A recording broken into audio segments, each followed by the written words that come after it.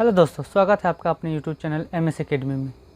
आज हम फिर इतिहास के 12th क्लास के जो इतिहास हैं उसके आज हम फिर 10 क्वेश्चन बहुत ही महत्वपूर्ण लेकर के आप लोगों के लिए आए हैं। बड़ा अच्छे से ध्यान से उसको सुनिएगा, समझिएगा, उसे याद रखेंगे। चलिए हम प्रश्न बताते हैं आपको, उसका आंसर भी समझाते हैं अपने भाषा में। जैसे पहला नंबर क्वेश्चन है, गोपुरम क्या है? गोपुरम क्या है? बड़ा आसान क्वेश्चन है, छोटा पर बहुत ही इम्पोर्टेंट है, इसलिए पूछता है क्वेश्चन गोपुरम क्या है। तो इसे बड़े आसान शब्दों में आप अपने भाषा में लिख सकते हैं कि गोपुरम मंदिरों के प्रवेश द्वार को कहते हैं। गोपुरम मंदिरों के प्रवेश द्वार को कहते हैं, जिसे विजयनगर साम्राज्य के शासक जो है अपने विजयी होने पर या अन्य उपलब्धियों पर बड़े बड़े द्वार के रूप में इसे बनवाते थे, या ऐसा भी कहा गया है कि वो अपनी ताकत को दिखाने के लिए बड़े बड़े ऊंचे ऊंचे द्वार बनाते थे। यही है गोपुरम। समझ में आ गया? बड़ा आसान था। क्या इसका आंसर लिखिएगा क्या? गोपुरम क्या है? तो गोपुरम मंदिरों के प्रवेश द्वार को कहते हैं, जिसे विजयनगर साम्राज्य के शासकों ने अपने विजयी होने के या अन्य उपलब्धियों में बड़े बड़े द्वार बनवाते थे और अपनी ताकत को भी दिखाने के लिए बड़े बड़े द्वार का निर्माण करवाते थे। हो गया। चलिए दूसरा नंबर क्वेश्चन है कि आइन-ए-दहसाला क्या है? तो आइन-ए-दहसाला मुगल दरबार के शासक अकबर अपने वित्त मंत्री टोडरमल के द्वारा प्रारंभ किया गया एक लगान व्यवस्था है, जिसे 10 वर्षों के लिए लागू किया गया था। हो गया। इस प्रश्न का भी उत्तर आसान था। चलिए तीसरा नंबर है, सिविल लाइन्स क्या है? सिविल लाइन्स ध्यान दीजिएगा। सिविल लाइन्स क्या है कि सिविल लाइन्स एक ऐसा नगर है जिसे अंग्रेज़ों ने ब्रिटिशों ने अपने रिटायर अधिकारियों या फिर अफसरों के रहने के लिए बनाया गया था, जो भारतीय बस्तियों से अलग था। हो गया समझ में? जिसके चारों तरफ बड़े बड़े दीवार घेरा गया था और उस दीवार के बाहर जो है पुलिस को जो है तैनात किया गया था। समझ में आ गया इस प्रश्न का भी उत्तर। 4 नंबर प्रश्न है क्या? कार्बन 14 पद्धति क्या है? ये भी बहुत आसान प्रश्न लेकिन बहुत इंपॉर्टेंट है ये। कार्बन 14 पद्धति क्या है? तो समय निर्धारण तिथि को कार्बन 14 कहा जाता है। बड़ा आसान शब्दों में कैसे लिखिएगा? किसी भी वस्तु के समय को निर्धारण करने की पद्धति को हम कार्बन 14 कहते हैं। सभी वस्तुओं में कार्बन 12 तथा कार्बन 14 समान मात्रा में पाया जाता है, पर जैसे ही उस वस्तु की मृत्यु होती है, वो मर जाता है, तो कार्बन 12 जो है,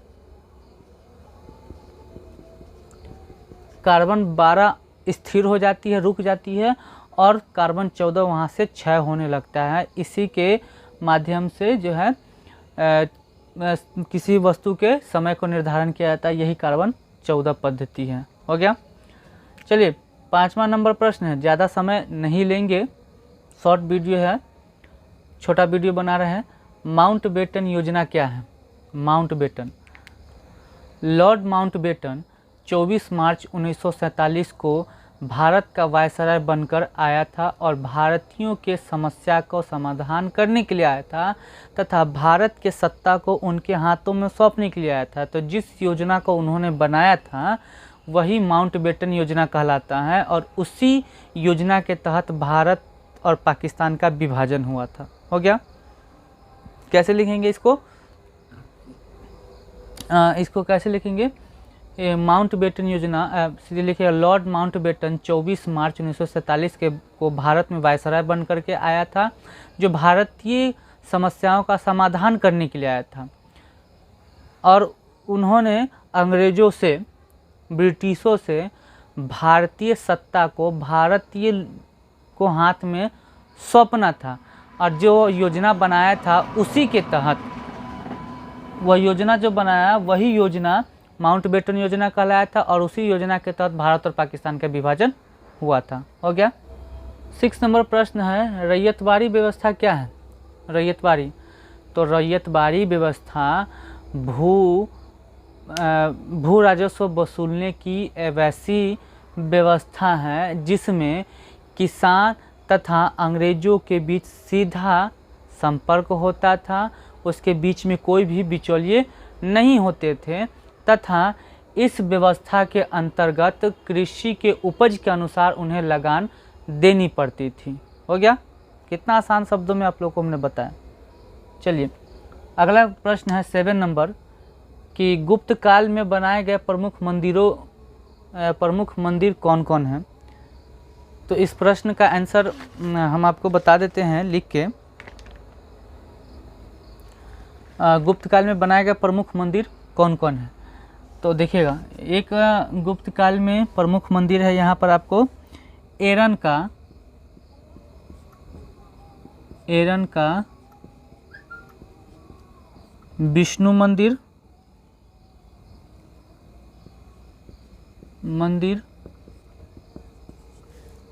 दूसरा है तिगवा का विष्णु मंदिर,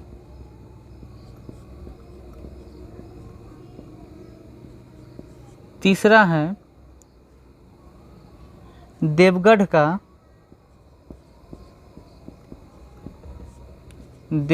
का दशावतार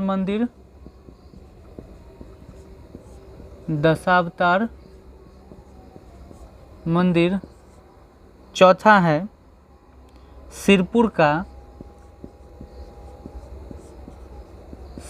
का लक्ष्मण मंदिर, और एक पांचवा लिख लीजिएगा, ज़्यादा नहीं, नाचना कठार का पार्वती मंदिर। ये 5 मंदिर हैं जो गुप्त काल में बनाए गए थे। ठीक ना, गुप्त काल के ये प्रमुख मंदिर है, ये पांचों आप लोग नोट करके याद कर लेंगे। ठीक, चलिए अगला प्रश्न है यहाँ कि सिंधु सभ्यता के विशाल अन्नागार पर टिप्पणी लिखे। सिंधु सभ्यता का विशाल अन्नागार, ठीक ना। तो ये प्रश्न भी आसान है, क्या लिखेंगे, सिंधु सभ्यता का विशाल अन्नागार सबसे बड़ा अन्नागार था जो मोहनजोदड़ो से प्राप्त हुआ था, जिसमें अन्न को सुरक्षित तथा संरक्षित रखने के लिए बनाया गया था और इसका द्वार जो है नदियों की तरफ खुलता था। समझ में आ गया इस प्रश्न का भी उत्तर। चलिए 9वां नंबर प्रश्न है, चंपारण सत्याग्रह के क्या कारण थे। चंपारण सत्याग्रह आप लोग को याद ही होगा, आप लोग पढ़े होंगे इसके बारे में। चंपारण सत्याग्रह जो महात्मा गांधी के द्वारा चलाया गया प्रथम आंदोलन था, जो 1917 में चला था और उनका सफल भी हुआ था।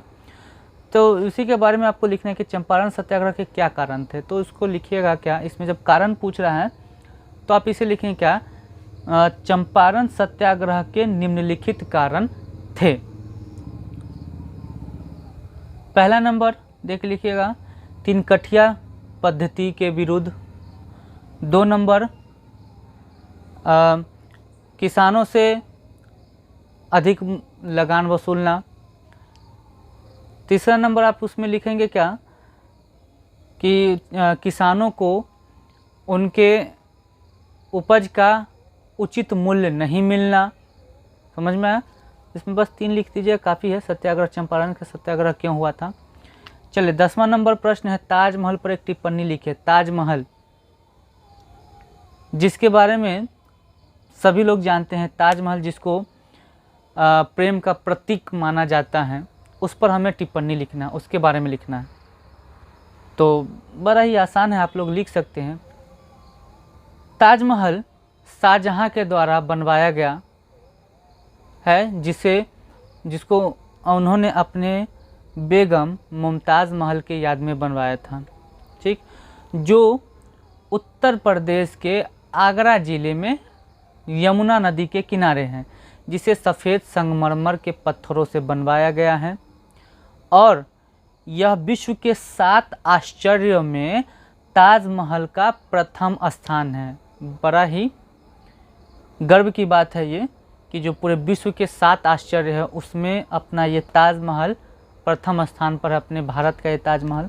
तो समझ में आ गया इसको कैसे लिखेंगे।